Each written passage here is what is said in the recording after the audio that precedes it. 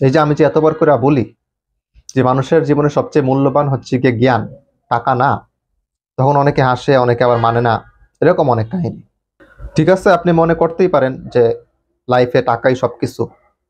তাহলে যারা এখন ধনী আছে, টাকা পয়সা অনেক ভালো আছে, আপনি তাদের দিকে টাকা দেখেন, দেখবেন যে সবাই, একজন দুজন বাকি না, সবাই জ্ঞান অর্জন করে, সবাই কন্টিনিউয়াস নতুন কিছু শিখতে থাকে, যেটা আপনি করেন না। কারণ আপনি বলতেই পারেন যে ভাই আমি স্কুলে গেছি, ইউনিভার্সিটিতে গেছি, তোমার স্কুল ইউনিভার্সিটি এগুলাতে আমি থু মারি, এগুলা কোনো কাজের না। একটা কথা অবশ্যই মনে রাখবেন, জ্ঞান হচ্ছে গিয়ে যেটা আপনি স্কুল কলেজের বাইরে শিখেন, এটাই আসলে জ্ঞান। আপনি যদি জ্ঞান অর্জন করা ছাড়া টাকা পয়সা কামাইতে চান, পাইবেন ঠিকই, কিন্তু আপনি ঠিকই টাকা পয়সা হারায় ফেলবেন, শুধুমাত্র আপনার জ্ঞান না থাকার কারণে। এটা গ্যারান্টিড। সো আমি এই কথা বারবার বলতে থাকবো।